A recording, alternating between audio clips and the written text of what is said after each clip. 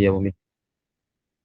إياك نعبد وإياك نستعين اهدنا الصراط المستقيم صراط الذين أنعمت عليهم غير المغضوب عليهم ولا الضالين. الحمد لله رب العالمين والصلاة والسلام على أشرف الأنبياء والمرسلين سيدنا محمد وعلى آله وصحبه أجمعين. من يهده الله فلا مضل له ومن يضلل فلا هادي له.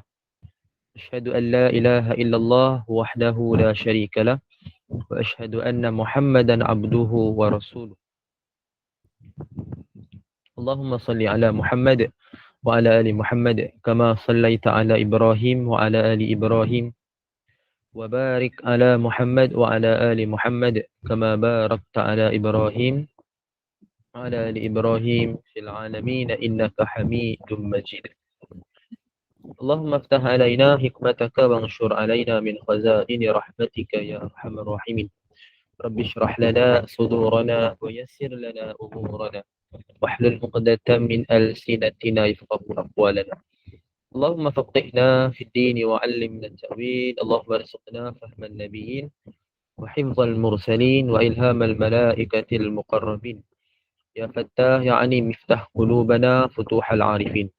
سبحانك لا علم لنا إلا ما علمتنا إنك أنت العليم الحكيم. لا حول ولا قوة إلا بالله. Allah ya Rahman ya Rahim, berikanlah kepada kami kefahaman dalam menuntut ilmu pada petang ini ya Allah. Permudahkanlah segala urusan kami, terimalah segala amal ibadah kami, rahmatilah kami dengan rahmatmu, jauhkanlah kami daripada kemurkaanmu.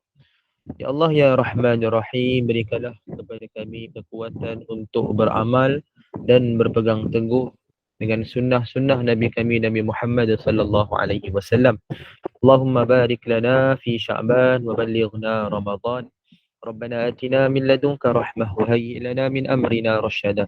ربنا آتنا في الدنيا حسنة وفي الآخرة حسنة وقنا عذاب النار. صلى الله على سيدنا محمد النبي الأمي وعلى آله وصحبه وبارك وسلم والحمد لله رب العالمين. Amin amin amin ya rabbal alamin. Yang saya muliakan lagi saya hormati Upah Sabariah selaku penganjur sahabat pencinta Al-Quran SPAQ.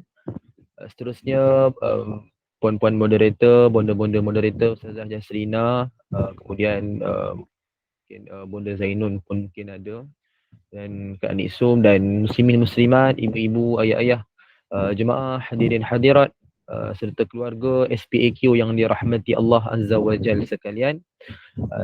Kaifahalukum jami'an, apa khabar semua semoga dalam keadaan sihat walafiat, dalam keadaan bersungguh-sungguh kita nak meneruskan kehidupan, meniti hari untuk menghadapi Ramadan insya-Allah. Mudah-mudahan Allah sampaikan kita semua, kerana semakin hari kita mendengar berita tentang kematian pun semakin banyak.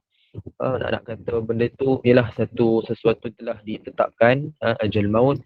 Cuma ialah sebagai fitrah kita sebagai seorang Muslim, sudah pasti kita kena ada satu perasaan ataupun doa yang kita amalkan supaya Allah sampaikan kita ke dalam kita sampai ke dalam Ramadan dan kita dapat kesungguhan dalam beribadah.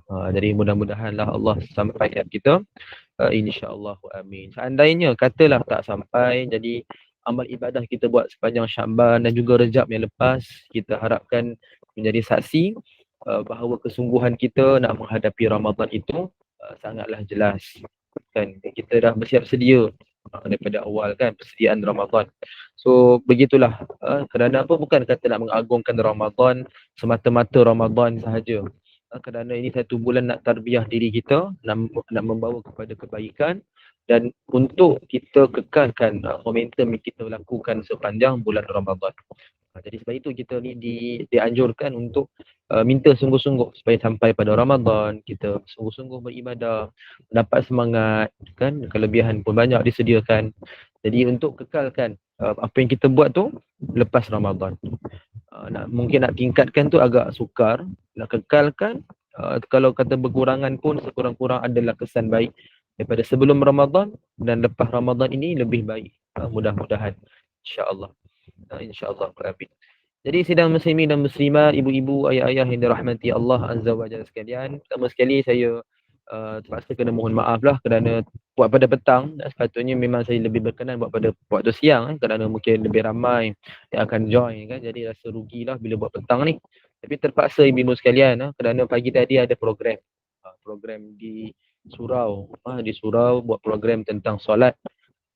Saya ibu sekalian, saya selain daripada mengajar sekolah dan juga buat kuliah ni, sama ada kuliah maghrib, subuh ataupun online ni kira baru jugalah yang saya adakan sekadar nak lebih rapat dengan generasi yang sekarang ni kan, lebih kita memberikan lebih manfaat kepada mereka lah kan. Jadi inilah antara program yang saya hadiri pagi tadi, pada pagi waktu siang, waktu pagi. Dan minggu depan pun ada program lagi di masjid pula ni kat surau. Yang minggu depan ni kat masjid pula. Jadi ibu-ibu doakanlah supaya usaha, saya kira saya anggap ni usaha dakwah juga ni. Usaha dakwah ini yang secara santai kepada anak-anak kita ni, mudah-mudahan Allah berkati, Allah rahmati dan menjadi satu pemangkin semangatlah kepada anak-anak supaya dapat ilmu dan dapat kesungguhan untuk dia beramal dengan ilmu yang dia dapat. Akan kita risau generasi yang akan datang ini bila tidak ada bimbingan yang betul dan mereka lebih mudah terdedah dengan banyak ujian lah, antaranya handphone, kawan-kawan dengan teknologi yang di hujung jari. Jadi kalau manfaatkan tak apa, tapi kita risau kalau disalahgunakan. Jadi mudah-mudahan Allah lindungilah anak-anak kita, cucu-cucu kita semua, generasi yang akan datang, insya-Allah. Baik, jadi ibu sekalian, seperti biasa kita memanaskan enjin dengan soalan uji minda. InsyaAllah esok kita buat siang, pilihan kita buat pada siang supaya mudah-mudahan lebih ramai masuklah. Okay, so last kita berhenti pada semalam pada soalan yang ke-28. Kita masuk pada soalan yang ke-29. Soalan ke-29, soalan uji minda. Seperti biasalah, ibu-ibu boleh jawab di ruangan chat. Jadi rasanya ada yang bermesej kan. Respon sihat Alhamdulillah, admin Ustazah Jas sihat. Kak Nur, Bunda Hayati, insyaAllah. Okay. Baik, kita lihat pada soalan kita. Pilih istilah membaca Al-Quran yang betul. Ni semalam baru kita bincang. So kita nak test and try. Apakah istilah yang betul yang kita dah belajar. Dilarang rujuk balik nota. Tak boleh kita dah masuk pada soalan. So tak boleh no more notes lagi dah. Terus jawab je. So A, tadarus, bermaksud mendengar dan memperbetulkan bacaan. B, tafsir, membaca Al-Quran beserta maksud. C, tilawah, membaca Al-Quran dalam kumpulan. D, tadabbur, mempelajari maksud dengan kitab tafsir. So mana satukah jawapan yang tepat ikut seperti yang telah kita pelajari baru semalam. Kita ulang kaji sikit. Jadi ibu sekalian boleh jawab di ruangan chat, insyaAllah. Dalam masa seminit lah, lebih kurang masa seminit kita berikan untuk kita jawab di ruangan chat, insyaAllah.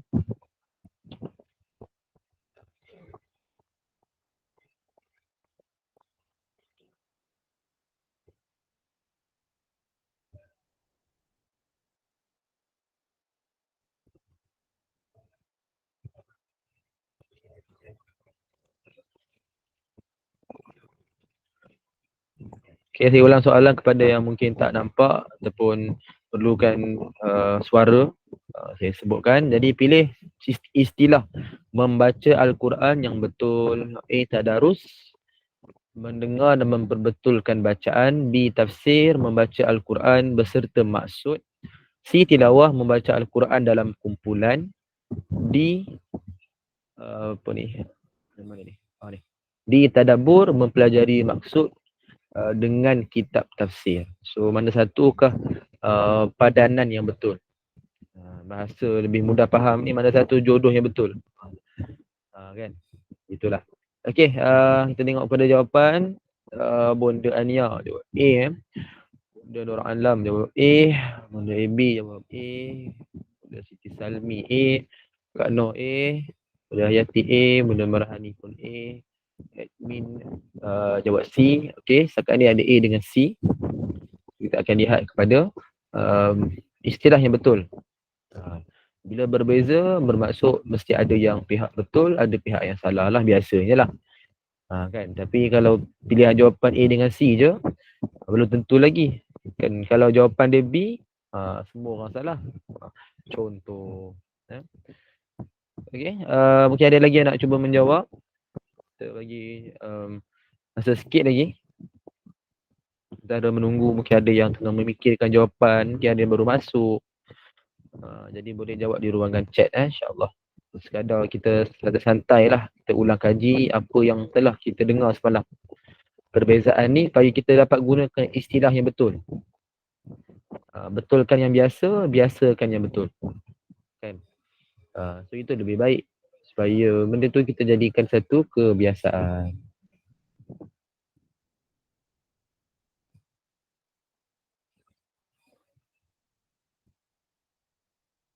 Okey, kita lihat nanti ada tak yang respon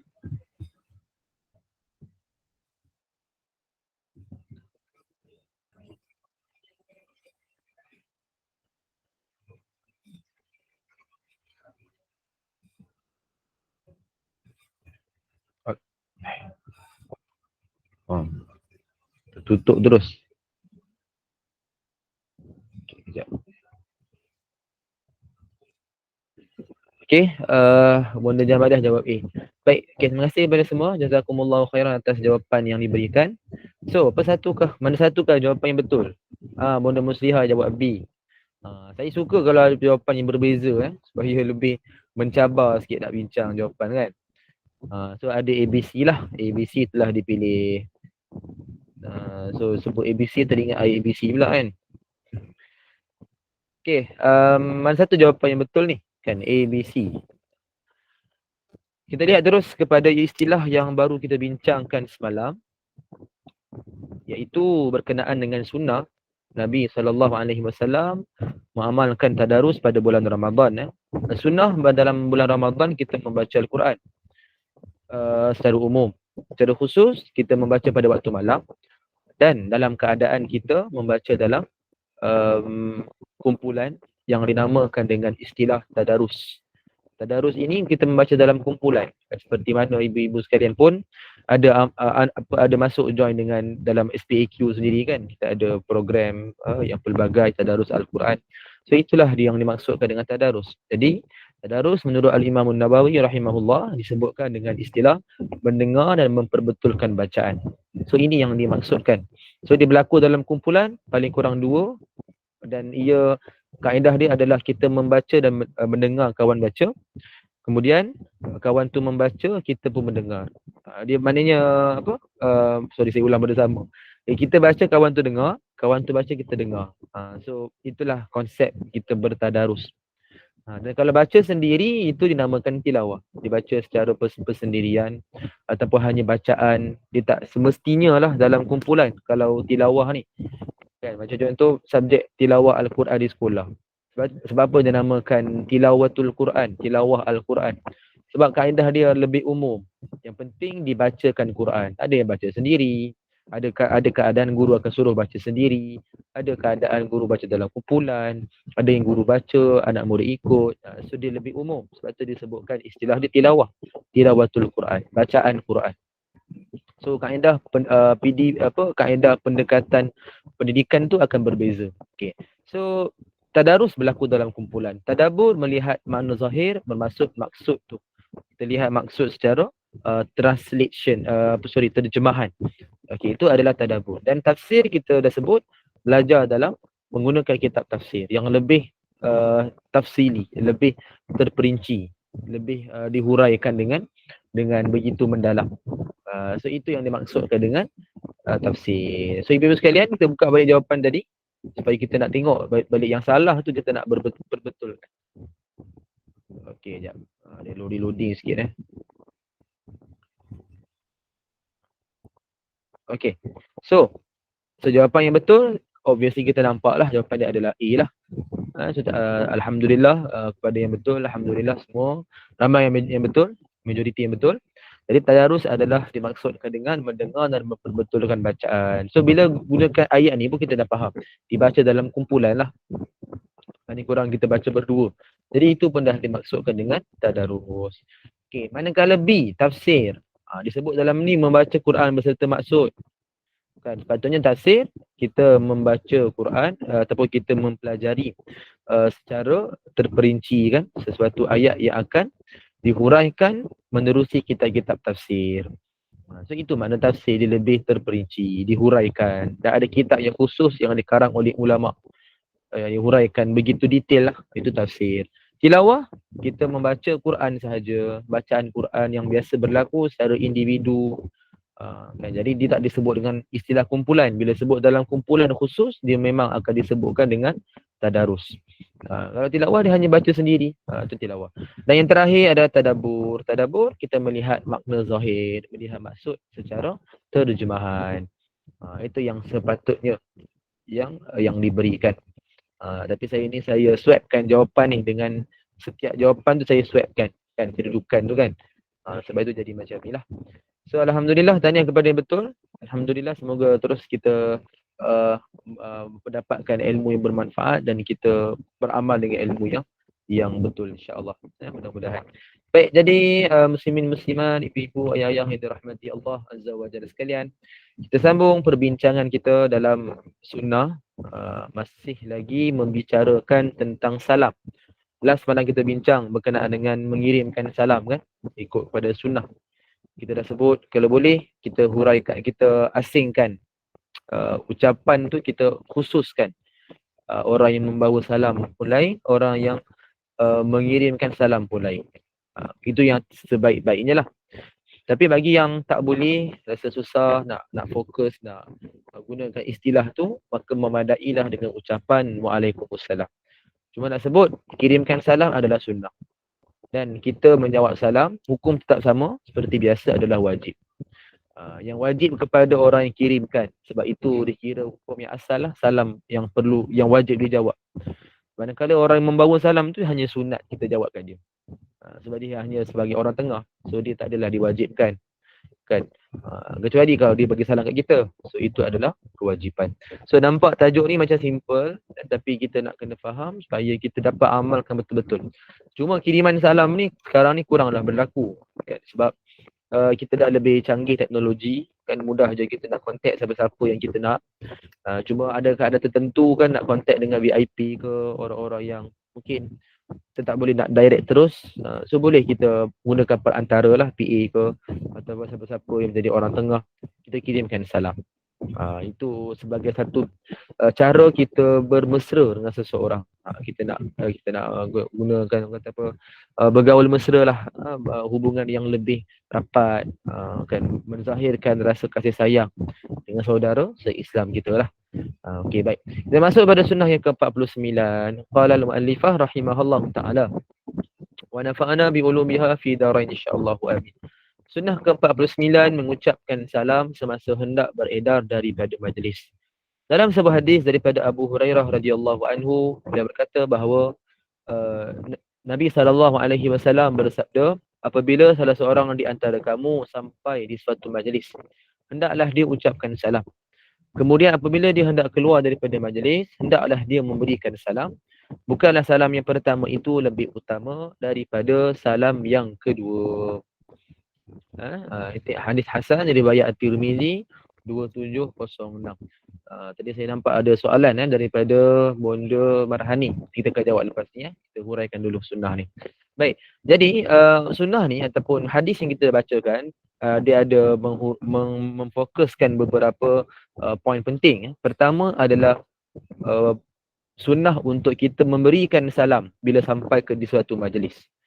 Ini kita dapat faham, bermaksud bukan berada dalam majlis daripada awal, tapi bila sampai di suatu majlis. Bermaksud kita baru sampai lah kan, orang dah berkumpul. Kan majlis kan bermakna keramaian kan. So orang dah berkumpul lah ni. Contoh, sebagai contoh, kita pergi ke majlis kenduri, yang mana orang dah berkumpul, orang dah hadir daripada awal, kita baru datang. So sunnah, tetap sunnah kita memberikan salam. Memberikan salam adalah sunnah, walaupun datang lewat. Tapi ikut pada keadaan. Kalau kata macam majlis kenduri, orang hanya berborak kosong, macam berborak santai begitu, so kita datang, kita bagilah salam dengan ucapan. Tapi kalau kata yang berlaku tu majlis ilmu, Contoh macam sekarang, maknanya kalau kata kuliah lah di Masjid Surau kan, datang Masjid Surau.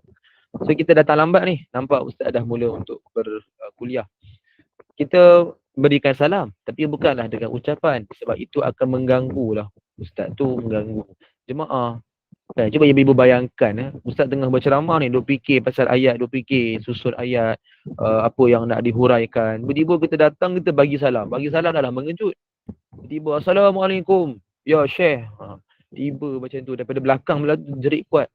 Betul takut kalau ustaz tu dia, mana tahu dia melatah ke, mana tahu dia dah tiba-tiba orang bagi salam mengejut macam tu. Kan? Jadi itu pun tak sesuai. Kan? Tak sesuai. Bukan kata kurang sesuai, memang tak sesuai. Memang sunnah bagi salam. Tapi kita dah sebut dalam kuliah semalam, memberikan secara isyarat. Salam ni tak semestinya berikan secara ucapan. Boleh je berikan isyarat. Ini salam yang dimaksudkan. Salam kepada yang kita nak beri kepada seseorang. So, berikan secara isyarat. Datang majlis lambat, kan? Majlis tu yang tak sesuai diganggu dengan ucapan. Orang dah mula baca Yasin, majlis Yasin doa selamat. Takkan kita nak bagi salam dengan ucapan. Mesti kita mengangkat tangan. Kan? Kepada siapa? Kepada tuan rumah. Yang penting kita memberikan isyarat salam. Datang Masjid Surau, kita mengangkat tangan kepada ustaz yang sedang berceramah.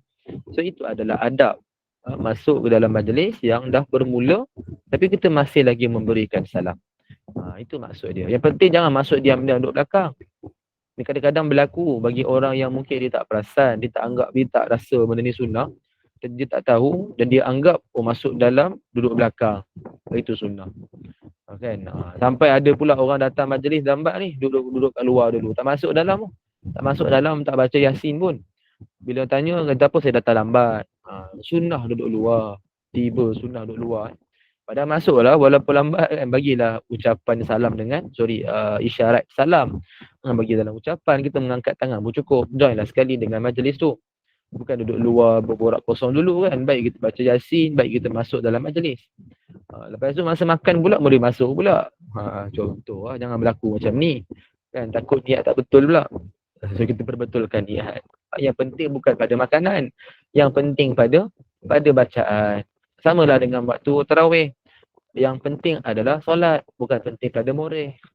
Kan kalau budak-budak tu lain dah cerita kan. Tapi kita yang dah dewasa, kita tahulah benda ni adalah satu kepentingan. Kita memperbaiki niat. Kita jelaskan apa yang kita nak buat. Dan jadi manalah tahu kan kita pun ada pemikiran macam tu. Janganlah, kita kena buang lah. Baik. So ni nak fokus berkenaan dengan salam. So bila nak keluar daripada majlis pun sama, kita kena berikan salam. So benda yang sama je berulang. Bila nak keluar, maknanya majlis tu dia tak habis lagi kita nak keluar. Tak kira lah apa je urusan. Kan? Dan orang kena sangka baik. Tak boleh dah sangka buruk kan. Dia rasa aku lah ni kejap pun tak duduk. Tak boleh. Itu adalah urusan dia. Itu adalah pilihan dia. Kan, kurang-kurang dia duduk juga dalam majlis walaupun sebentar kan, daripada orang tak duduk langsung, daripada orang dia tak datang langsung. So kita kena sangka baiklah. Apa je urusan sebenar itu terserah terpulang pada dia. Tapi kita yang melihat orang yang keluar awal ni jangan sangka buruk lah. Tak sangka baik, kerana itulah satu akhlak yang kita patut amalkan. Kita kerja baik. Okay. Kalau kata dia buat salah, kita tegur lah lepas tu. Biarlah benda tu jelas. Yang kita ada sangkaan yang tak elok. Tak bagus. Jadi semua juga bila nak keluar kita bagi salam. Salam macam mana ikut pada keadaan. Kalau kata tak sesuai dengan ucapan, berilah secara isyarat. Contoh keluar majlis ilmu kan, berikan secara isyarat. Cuma kalau macam online ni kan, ibu-ibu kalau nak gunakan suara memang mengganggu sikitlah. Kan? Sebab itu kita gunakan ruangan chat. Kan, ruangan chat kita maklumkan je. Kita minta izin keluar dulu. Gitulah. So itu disebut sebagai sunnah. Kan, sebagai sunnah yang boleh kita amalkan. Maka kita pun dah pernah bincang kan, meminta izin sebelum nak beredar kan dari rumah seseorang ni. Rasanya belum kot, belum lagi. Okey, tak apa. Meminta izin sebelum nak keluar pun adalah satu sunnah. Jadi kita akan hurai nanti insya-Allah. Jadi itu yang kita patut amalkan. Okey, baik. Kita lihat sedikit apa Imam An-Nawawi rahimahullah sebut dalam Al-Majmu'. Memberikan salam semasa pulang adalah sunat sama seperti memberikan salam semasa bertemu. Ini kita mungkin tak perasan ibu-ibu sekalian, kita bila bertemu orang, kita memang akan bagi salam. Kita dah jadi, nak kata bukan kata sunnah saja, dah jadi adat lah. kita akan mengangkat tangan, kita akan memberikan salam, kita akan gunakan kata-kata yang santai kan, hello bro ke, hi sis ke. Jadi tak ada masalah, benda tu pun tak membawa maksud yang tak elok kan. Tapi janganlah sekadar hello hi. Kalau kata kita bercakap dengan seorang yang muslim, gunakan lafaz salam. Itu sunnah lah. Orang bagaimanapun kalau dia tak nak guna pun, dia rugilah. Taklah kata salah kan. Jangan guna perkataan yang berbentuk keagamaan dah lah. Tiba-tiba kan gunakan nama-nama yang tak betul kan, contoh salam Jesus, janganlah.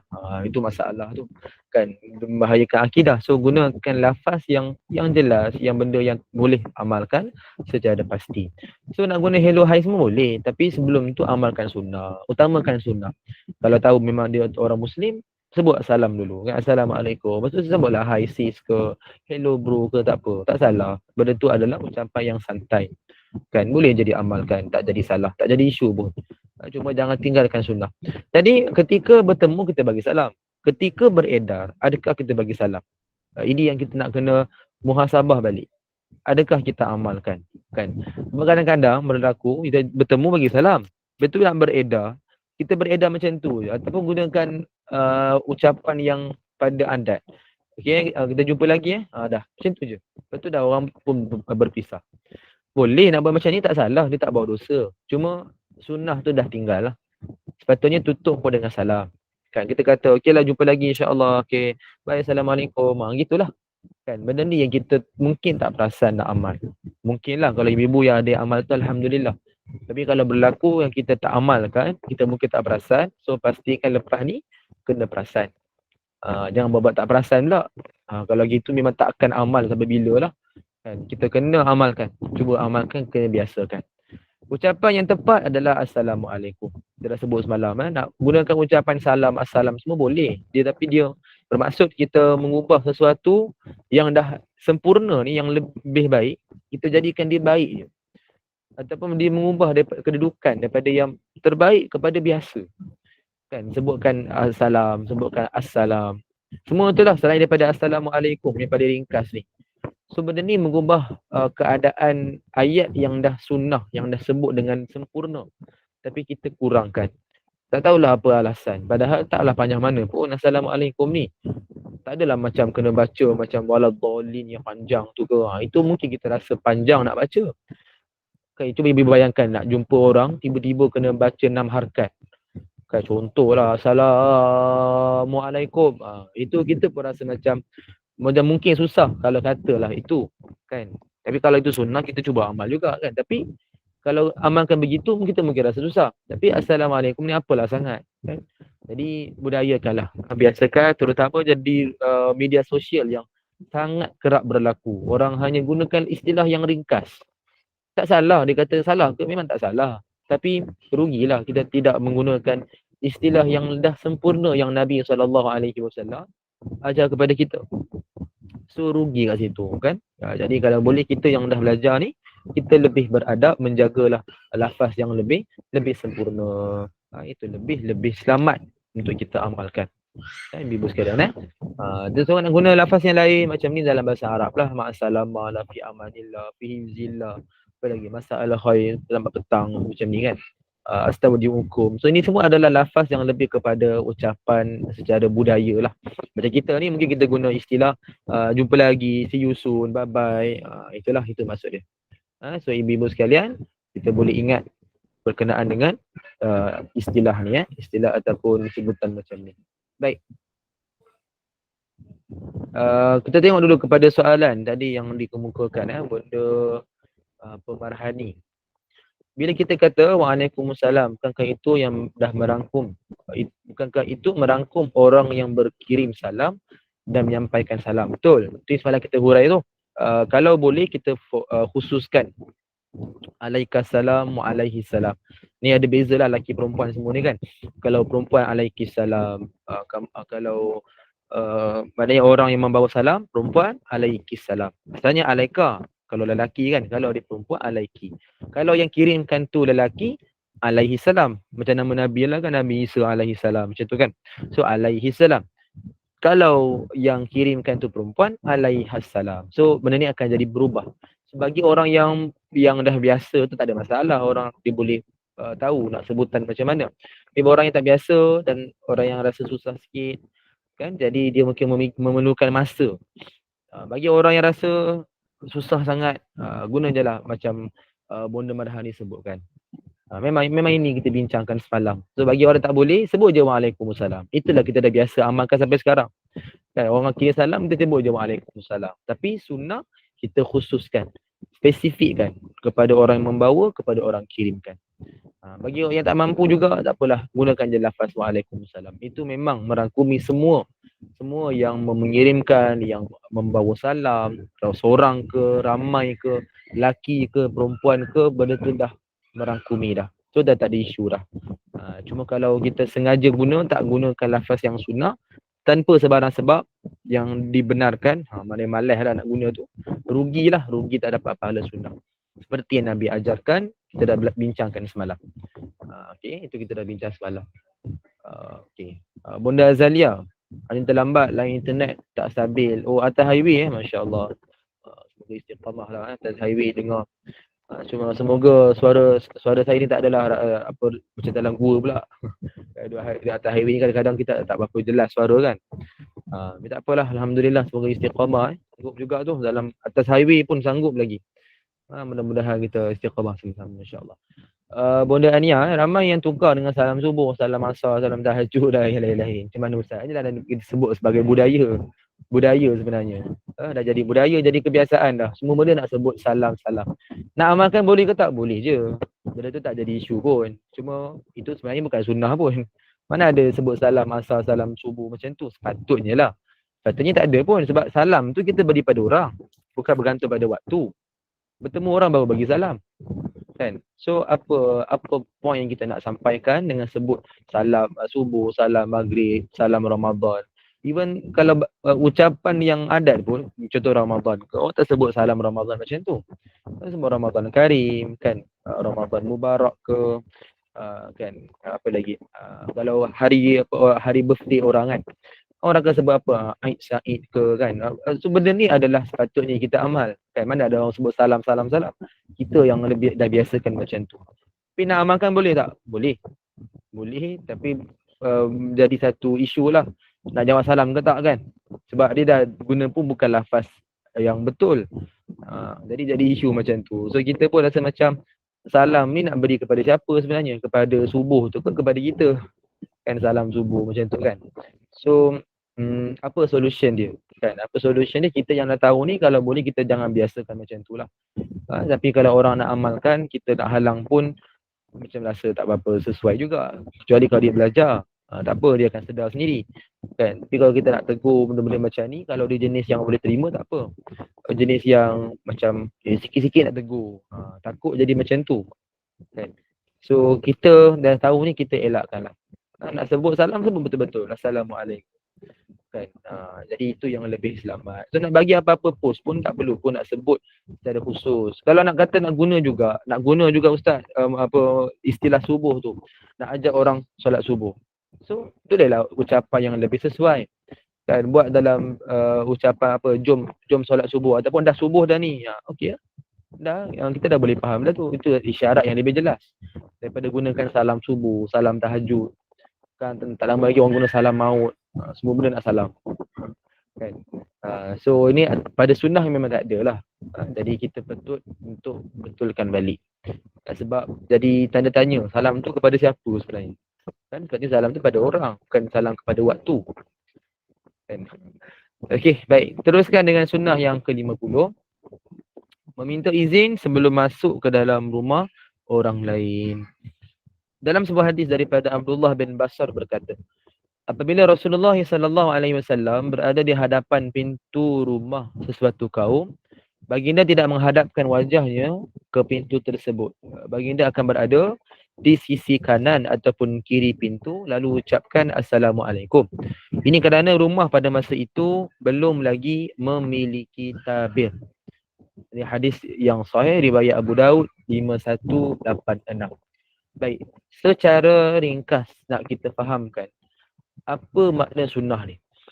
kita ibu-ibu sekalian bila kita boleh bayangkan lah, kita boleh bayangkan kita masa kita nak buat tadi kita boleh amalkan lah, iaitu berada di rumah pintu rumah seseorang. Sama ada di pintu ke, mungkin zaman sekarang lebih canggih kan, pagar kan. Jadi berada di rumah, depan rumah seseorang sebelum nak masuk, kita memang akan memberikan isyarat. Kita akan ketuk pintu lah. Dan biasanya ketuk pintu, mungkin sekarang canggihnya kita gunakan loceng kan, ada suis loceng macam itulah. So itu bermaksud kita meminta izin, memberikan satu isyarat bahawa kita ada kat luar, kita nak minta izin nak masuk dalam kan. So bila orang izinkan, kita pun masuk, okey, dengan memberikan salam. Jadi cara nak meminta izin ni kita akan tengok lepas ni. Tapi kedudukan diri kita ni di luar pintu ke luar pagar adalah dengan kita berdiri sama ada di belah kanan ataupun kiri. Apa maksud dia, ibu sekalian? Bergantung pada keadaan pintu rumah tersebut. So kalau kata pintu rumah jenis yang di kat belah kanan kita, so kita berada di belah kiri. Sebab apa? Sebab bila tuan rumah tu buka pintu, kita akan duduk kiri kan.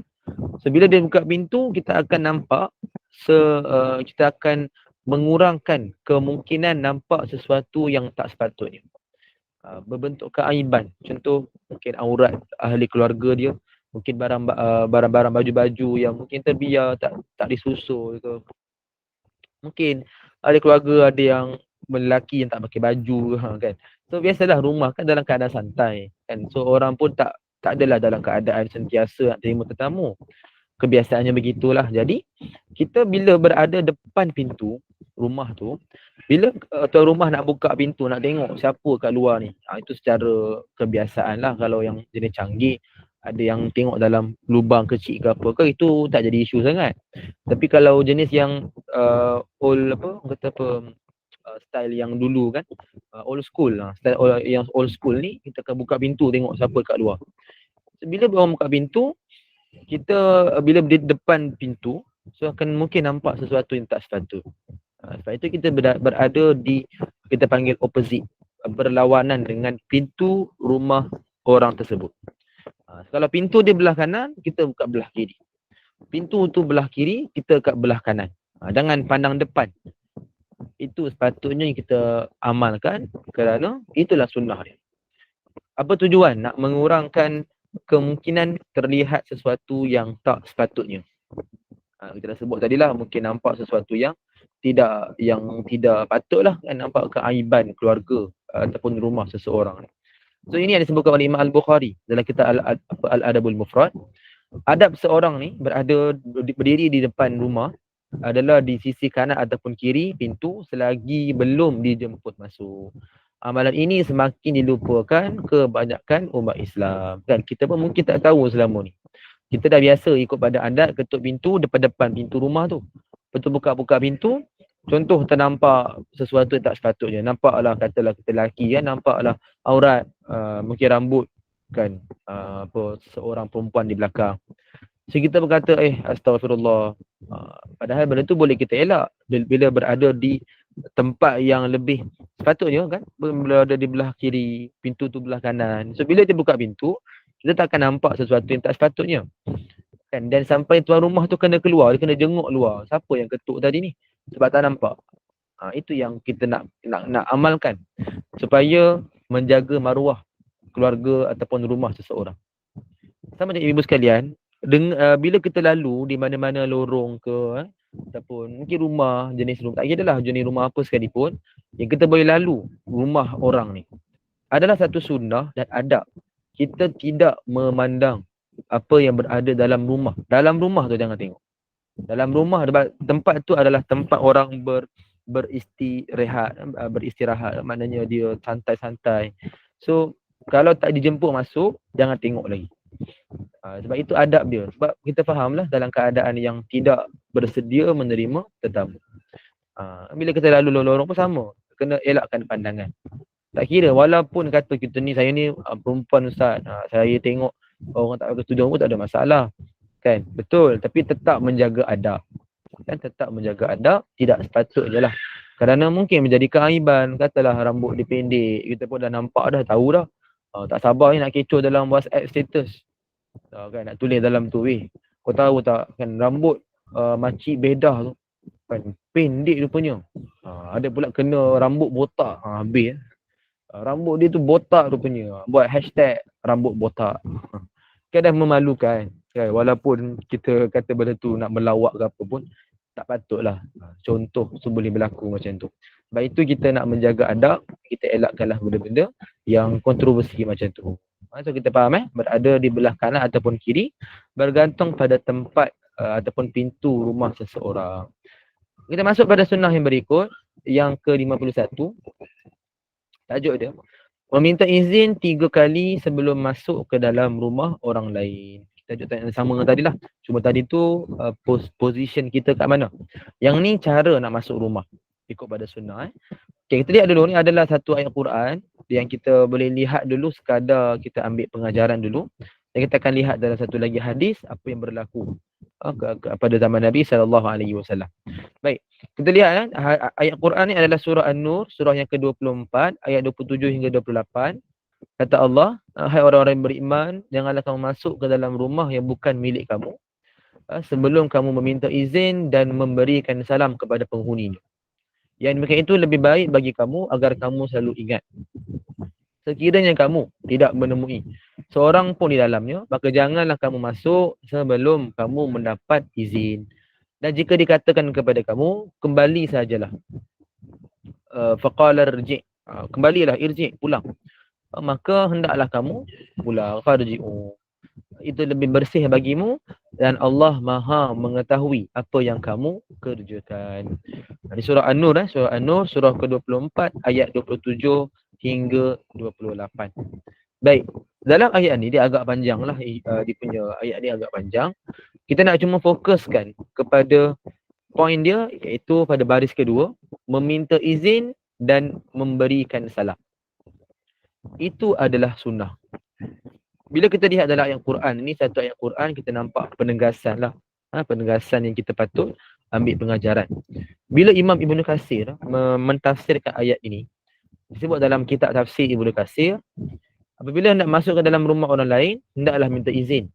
Allah melarang kita masuk dalam rumah orang lain sebelum meminta izin dan memberikan salam. Mintalah izin, yakni mengetuk pintu sebanyak 3 kali. Sekiranya diizinkan maka masuk dengan mengucapkan salam. Sekiranya tidak, hendaklah kita pulang. Baik, ibu-ibu sekalian, dalam ni ditafsirkan dalam kitab ni, disebut dengan jelas minta izin ni adalah sebanyak 3 kali. Minta izin, memberikan salam, 2 benda yang berbeza. Minta izin dengan cara isyarat. Kita ketuk pintu, bunyikan loceng, kita memanggil nama, apa lagi isyarat ni? Kita call WhatsApp ke, call nombor biasa ke, message ke, kita bagi tahu nak masuk boleh tak ke. So, apa jua isyarat, cara yang kita laksanakan dengan tujuan kita nak masuk rumah seseorang, kita nak minta izin. So, itu dibenarkan dalam syarak, itu adalah sunnah yang kita patut buat dulu sebelum ucapkan salam. Nah, sepatutnya begitu. Sebelum ucap salam, buat dulu sunnah. Kita minta izin. So minta izin dia bolehlah berubah. Maknanya keadaan tu boleh berubah ikut pada situasi. Dulu kita ketuk pintu, sekarang ni kita bunyikan loceng. So dia tak jadi isu. Benda tu boleh berubah. Yang penting minta izin sebanyak 3 kali. Persoalan dia, Imam Ibn Katsir tahu mana 3 kali ni? Kan dalam ayat Quran tak disebut minta izin ni berapa kali, tak sebut. Cuma diasingkan minta izin dan memberikan salam. Watastazinu wa tusallimu. 2 benda ni dipisahkan. Dalam mana yang Imam Ibn Katsir tahu? Dalam hadis yang disebutkan dalam riwayat Al-Bukhari, iaitu saya buka dalam hadis dia, riwayat Al-Bukhari 2062 dan riwayat Muslim. Satu kisah yang agak panjang. Cuma saya nak fokuskan saja kepada poin dia, iaitu ketika mana sahabat Abu Musa Al-Asy'ari dia berkata dan minta izin, tak bagi keizinan, maka dia pun pulang. Sebab apa disebut? Ini kerana Rasulullah sallallahu alaihi wasallam pernah bersabda. Dalam hadis ni yang disebutkan, ni satu kisah lah. Ni ayat ataupun matan hadis dia. Yang mana Nabi bersabda, apabila dah meminta izin, seorang kamu dah minta izin, tapi tidak diizinkan, maka hendaklah dipulang. Idza sta'sana ahadukum salasan falam yu'zan lahu falyarji. Minta izin sebanyak 3 kali. Hendaklah dipulang. Sebab itulah Imam Ibn Katsir bila tafsirkan tadi, disebutkan minta izin ni sebanyak 3 kali. Sebab mana yang diketahui daripada sunnah, daripada hadis ni. Baru kita tahu. So minta izin sebanyak 3 kali. So saya bagi contoh. Kita berada depan rumah orang. Tadi sebut dah. Position kita berada ni di tempat supaya tak nampaklah apa yang berlaku dalam rumah. So pintu kanan kita kat belah kiri. Pintu kiri kita kat belah kanan. Okay, ini jelas. Lepas tu, kita nak kena buat apa? Kita meminta izin. Dengan cara apa? Kalau kata berada depan pintu, ketuklah pintu. Ketuk pintu ni berapa? Ikut pada sunnah. Kita ketuk sebanyak 3 kali. Kan kita dah biasa dengar kan? Ketuk 3 kali, tak ada orang jawab, balik. Memang itu adalah sunnah. Bukan sekadar kata-kata yang kosong. Tapi ketuk 3 kali ni, bukanlah ketuk 1, ketuk 2, ketuk 3. Lepas tu kata orang tak dengar lah ustaz, saya balik lah. Ketuk kena ketuk kepala dia lah. Bukan maksud dia ketuk 1, ketuk 2, ketuk 3. Kiraan macam tu, 1, 1, 1. Dan ketuk paku ke apa. Kan? So bukanlah gitu. Kita ketuk bermaksud ketuk yang lama. Kita tahulah kita dah biasa amal kan. Ketuk lama sikit. 1 tu kita ketuk lama. Dalam 6 harkat. Contoh. Ketuk lama sikit. Okay. Kali kedua ketuk kuat lagi. Kuat lagi ke lebih panjang sikit ke. Kali ke tak dengar juga ni. Kali ketiga kita ketuk kuat lagi. Panjang lagi. Tapi janganlah sampai nak robohkan pintu pula. Kan dah apa-apa kesan buruk kan kita kena mangsa pula. So ketuk lebih kuat. Isyarat tu lebih kuat. Lebih keras. Kita panggil nama dia. Kan panggil. Seru nama dia. Itu cara minta izin. So bila dia buka pintu. Kan kita jumpa dia. Kita pun dah jumpa dia berdepan. Baru kita bagi salam. Sepatutnya salam kita diberikan apabila melihat orang. Bukan melihat pintu. Kita ketuk-ketuk, kita sebut Assalamualaikum. Ketuk lagi, sebut Assalamualaikum. Padahal orang tak dengar. Kita tak tahu pun salam itu dibunyikan ataupun disampaikan kepada siapa. Dia tak dengar. Kan? Macam Kak Nur tulis bunyikan bell. Okey, betul. Itu pun satu isyarat yang kita amalkan sekarang. Ikut pada zaman kita sekarang ni. Bahkan lebih canggih lah zaman sekarang kan. So itu. Nak sebut salam dengan minta izin adalah 2 benda yang berbeza. Salam diberikan apabila bertemu dengan orang. Sama dalam bab sunnah. Kita minta izin, buat cara yang apa yang ada dulu. Minta izin sungguh-sungguh. Panggil nama, seru nama, apa semua bagai. Buat semua. Kan? Dah jumpa dengan orang, baru kita akan sebutkan ataupun kita akan ucapkan salam. Itu yang sepatutnya. Tapi yang mungkin jadi kebiasaan kita buat apa? Ketuk-ketuk, kita bagi salam. Ketuk-ketuk, Assalamualaikum. Ketuk lagi, Assalamualaikum. Kami nak raya boleh tak? Biasa berbudak lah buat macam tu kan. So misalnya kita faham kaedah tu, jadi kita asingkan. Itulah sebaik-baik cara untuk mendapatkan kelebihan sunnah Nabi SAW. Jadi kita faham maknanya benda ni adalah berbeza. Dan minta dia kali ni gunakan semua kaedah yang ada. Kalau kata kita ada handphone nak call lah, try call. Sama je try call 3 kali juga. Apa lagi? Kita ketuk pintu pun 3 kali, kita bunyikan loceng pun 3 kali, kita panggil nama pun 3 kali. Buatlah segala macam cara minta izin. Sebanyak 3 kali memang tak ada orang respon. Walaupun dia kat dalam rumah tu tapi dia tak respon. Kita sangka baiklah dia mungkin tak dengar.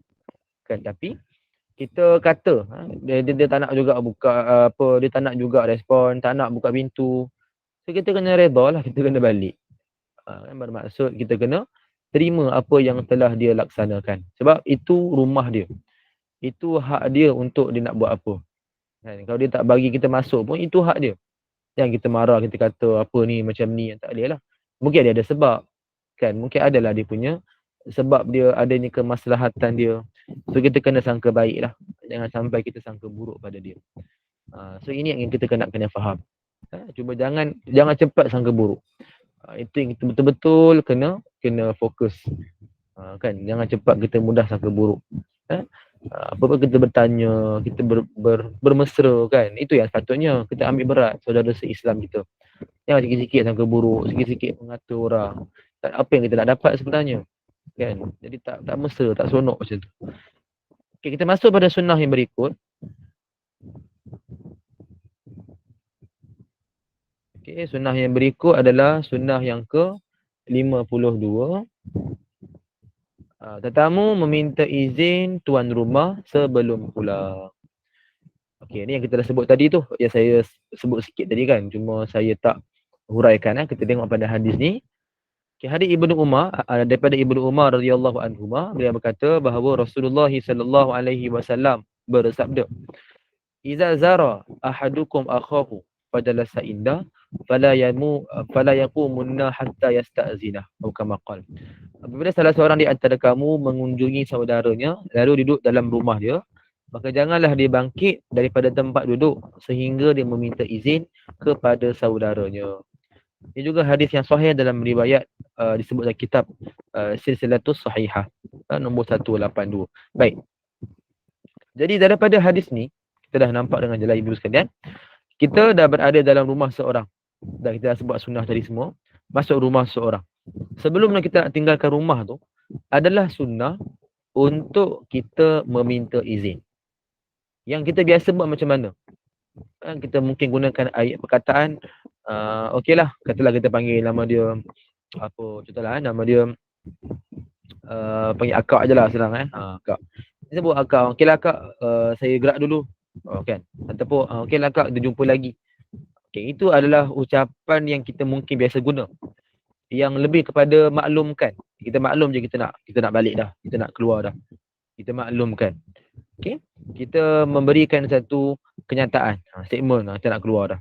Boleh dia guna macam tu. Tapi lebih molek, lebih baik kita gunakan istilah ataupun ucapan. Okeylah kak, saya minta izin dululah nak gerak. Kan? Jadi ucapan tu lebih mesra. Kita minta izin. Kita menghormati tuan rumah yang sudi terima kehadiran kita tu. Tak kisah sama dia jemput kita ke, ataupun kita yang pergi rumah dia mengejut ke, tapi dia sudi terima kita masuk ruang rumah dia kan. So kita gunakan ucapan macam tu. Saya minta izin. Kita gunakan ucapan macam tu. So itu yang lebih baik untuk dikira ataupun disebut sebagai ucapan yang mesra yang juga bertepatan dengan sunnah Nabi sallallahu alaihi wasallam. Minta izin lain, kita maklumkan lain. Minta izin ni kita lebih memberikan penghormatan kepada tuan rumah. Kan maklumkan ni kita hanya berikan arahan je. Tapi kalau minta izin lebih kepada kita kata apa kita memuliakan tuan rumah tu. Kan. Jadi seolah-olah kalau dia tak berikan keizinan tak boleh balik. Macam tu lah. Padahal boleh je kita balik. Kan. Contoh kita katalah minta izin dulu saya nak gerak dulu. Dia pun menyakat kita, dia kata tak boleh, duduk dulu. Kan, basuh pinggan dulu kat dapur tu baru balik. Jadi kita berkata, lantakmu lah aku nak balik juga. Boleh je balik je lah, cuma dia lebih kepada adab lah. Adab yang kita boleh amalkan. Satu lagi juga, iaitu mungkin berlaku juga, kita minta izin kan. Minta izin lah saya nak gerak dulu, ada urusan. Kan. Jadi, dia pun cakap, okey silalah, saya pun dah tunggu lama dah bila awak nak balik ni. Kan, semua jenis makanan awak makan macam-macam. Orang lain pun nak juga, pergi balik. Contohlah kan, dia sampai dia halau kita pula. Dia jangan sampai macam tu lah. Kan, so kita gunakan ucapan minta izin. Minta izin, izinkan saya. Jadi itu lebih baik, lebih mesra, lebih beradab. Memberikan penghormatan kepada tuan rumah yang sudi terima kita hadir ke rumah dia. Kan? Sebab biasa orang pergi rumah ni mana ada orang bagi duit ke apa kan. Kita bukan buat membeli ataupun nak bayar makan ke apa, tak ada. Lebih kepada kita mesra je kan, bergaul mesra, merapatkan persaudaraan. Kan? So di situ kita memberikan penghargaan. Dalam bentuk apa? Dalam bentuk ucapan. Kan? Yang mana orang suka, orang seronok, gembira nak terima kita datang lagi. Begitulah. So itu adalah poin kita. Saya ibu sekalian, kita gunakanlah ucapan macam tu. Okey, baik. Tengok dalam respon tadi. Kak Noh, dah kenyang makan minta izin lah balik. Minta izin lah balik. nak balik kan. So begitulah, itu kita gunakan ucapan macam tu. Berbanding kita maklumkan, kita sebutkan ucapan, saya minta izin. Minta izin dah nak gerak dulu. Izinkan saya nak gerak dulu. Itulah, itu lebih beradab, kita boleh amalkan. Baik, kita masuk nanti sunnah ke-53. Kita akan huraikan yang agak panjang sikit. Nak huraikan sekarang kan jadi kuliah maghrib lah. So memang tak sempat. InsyaAllah kita akan hurai nanti pada kuliah akan datang lah. Pada mungkin minggu depan lah insyaAllah. Sebab esok kita fokus pada adab. So kita akan huraikan nanti akan datang. Cuma ni sekadar macam trailer lah. Trailer ataupun kita sebutkan sebagai satu pengenalan dulu. Tuan rumah berhak jadi imam solat walaupun tetamu ini lebih alim. Tapi kita akan hurai nanti. Di sini agak panjang dan ada benda yang kita nak kena faham. Baik. InsyaAllah. Baik, kita lihat kepada soalan tadi, ada dah sebut soalan tadi. Bunda Marhan ni saya dah lepas soalan. Kena jawab ke salam asar dan lain-lain tu Ustaz? Ni menjadi satu soalan yang agak mencabar lah nak jawab juga ni. Kan? Wallahu alam lah. Sebab dia gunakan lafaz salam. So biasanya lafaz salam ni dia tak lengkap. Dia tidaklah menepati ciri-ciri salam yang wajib dijawab. Kan, wajib dijawab ni bila sebut assalamualaikum. Bila sebut salam-salam ni saja, lebih kepada ucapan budaya. Jadi kalau orang sebut salam, kita jawab je macam biasa kan. Tapi kalau salam asar ke salam maghrib ke, wallahu alam lah. Kalau nak selamat lah, jumpa je salam ni, jawab je lah. Waalaikumsalam. Tapi sepatutnya jangan dibiasakan. Sebab mesej tu akan di-forward kepada ramai orang. Kan? Dan di situ tak ada keperluan pun untuk nak memberikan salam secara kata macam bertubi-tubi lah kan. Masuk asar, salam asar. Masuk maghrib, salam maghrib. Yang tak perlu pun. Salam ni bila nak mulakan bicara. Itu je. Kan? Walaupun bicara tu dalam sehari kan, tapi dia berterusan. So kita tak perlu nak ulang-ulang salam lagi dah. Kecuali kalau dah terlalu lama. Kita bagi salam pada pagi, lepas tu dah diam. Lepas tu kita cakap lagi dengan dia mungkin hari esok dan masuk hari lain. Itu lain lah. Kita bagilah salam lagi kan. Tapi kalau dalam hari yang sama kita berborak dengan kawan, lepas tu kita stop kejap, tak bagi salam perpisahan semua, kita stop kejap. Kita sambung lagi mungkin dalam tengah hari. Contohnya kita boleh je sambung je macam biasa. Sebab perbualan tu tak terputus lagi. Kan, masih dalam hari yang sama. Sebab tu nak senang, nak selamat, jawab je lah salam. Dan kalau boleh kita pun elakkan. Nak sebut, kata nak gunakan istilah nak ajak orang solat, so sebut betul-betul biar orang faham. Kan, jom asar berjemaah. Okey, orang dah faham dah. Kan, jom awalkan solat. Jom rebut saf pertama. Itu yang poin penting. Ni kalau sebut salam asar, salam maghrib tu sebenarnya tak jelas apa yang kita nak maksudkan. Sebab tu baik kita ubahlah ucapan tu. Baik. InsyaAllah. Dan itulah sekiranya cukup saya itu dulu untuk petang ni. Mudah-mudahan dapatlah sesuatu untuk kita manfaatkan, kita amalkan. Dan mudah-mudahan kita dapat untuk sampaikan juga kepada seseorang, sama ada family kita ataupun kawan-kawan. So mudah-mudahan biarlah berpanjangan ilmu ini dalam bentuk amalan dan juga bentuk kita sampaikan pada orang, insya-Allah. Mudah-mudahan Wallahu ta'ala alam wa ilmuhu atam.